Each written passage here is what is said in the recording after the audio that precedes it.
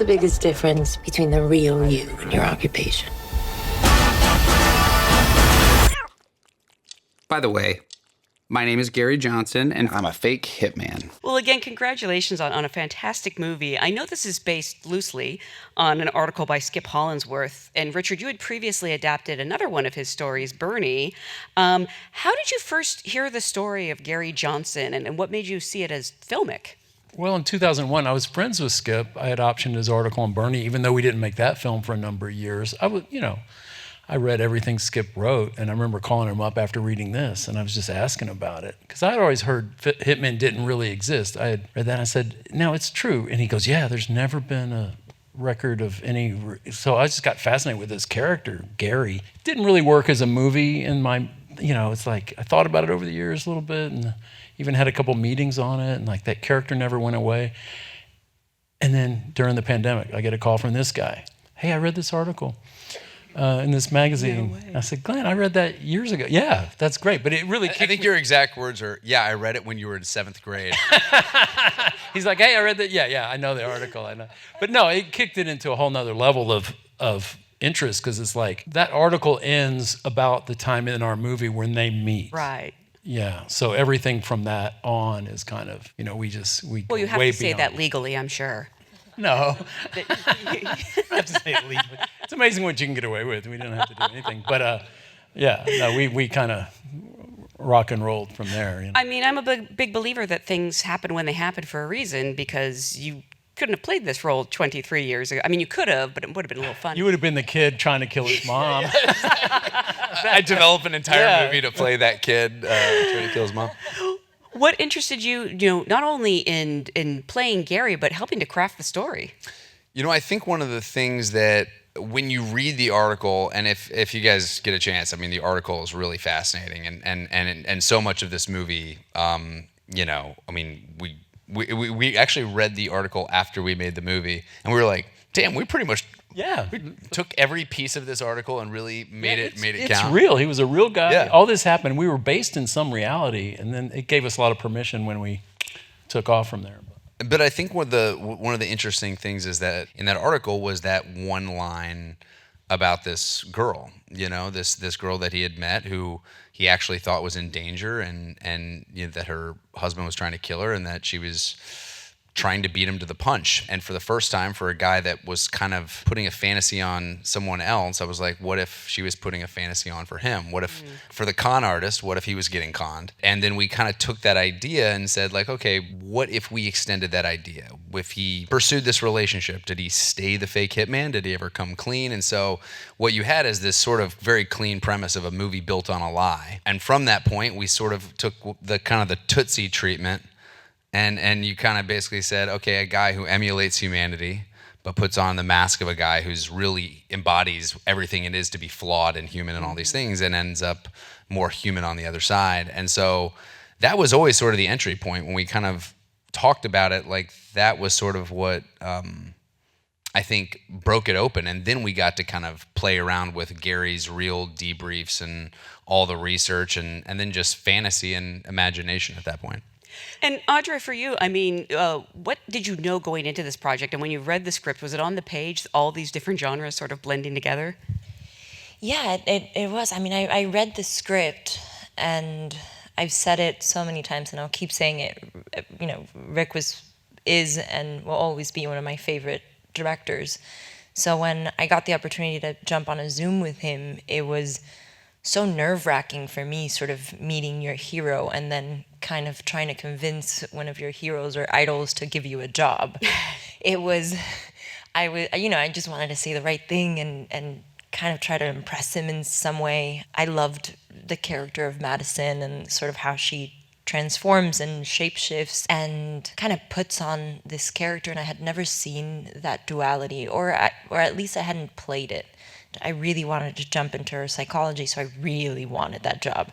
I think the best part about this whole experience for me was that these two gentlemen gave me a seat at the table and were interested in picking my brain and picking my, or made me feel like my ideas were sort of important. And I think it gave me the confidence to embody Madison, and I think a lot of the confidence that Madison has was very much thanks to these two guys, and it's something that I've now taken to other projects. I'm like, if Richard Linklater says I have good ideas, then maybe I might. I mean, we didn't have a movie till you came aboard. It's you know? so true. I mean, it's so true. That was that's when it took off. When you showed up, it was like, okay, we're making a movie now. Well, that role is so complex and so wrought with landmines at every turn that if you do not have an actress that really understands the subtlety of actually how to bring humanity into it, because you really the audience has to be right there with Gary. You can't. You have to fall in love with this girl, and you have to be completely in love to a point where you throw logic to the wind, just like he does.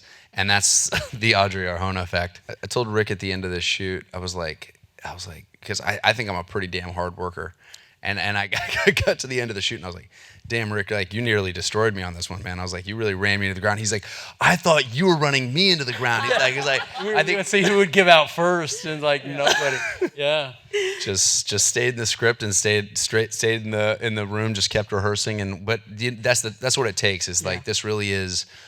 I mean, this business is a great team sport at its best, and this was really just a great team. And that cell phone scene, I think, is a really good example of how we never gave up on it. There were a lot of different versions of it that we knew weren't the thing, that weren't working. We weren't backing Gary into the right corner. We weren't backing her into the right corner.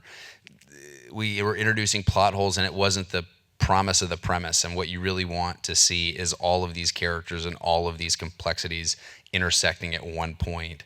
And when we finally got that on the page and got that in the room, it felt great, because that's what the movies are about. It's but it takes that tireless thing to get it there sometimes. Rick, do you think he's more hardworking than he was at 14, or about the same? No, I saw it then. 14-year-old kid. What else can I do? No, I don't know. I've always known Glenn as a hard worker, that's for sure. I mean, that's the best collaborators, Smart and funny is a good start with a great work ethic. You can achieve great things.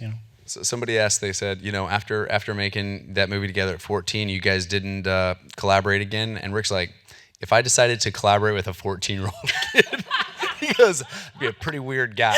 Yeah, what was Glenn like then? I said, he worked a day or two. I cast him. He was he had something. Robert and I, but I didn't become pals. best friends with him. It'd be a guy in his 40s becoming best friends with a 14. Yeah. I got to know the adult Glenn on our next film together. Everybody wants some. Yeah, everybody wants some. We really solidified. I like how you did the motion when you said it. Gary is, playing someone who changes his look and his personality to match what he thinks every person wants, which means so many different looks and demeanors.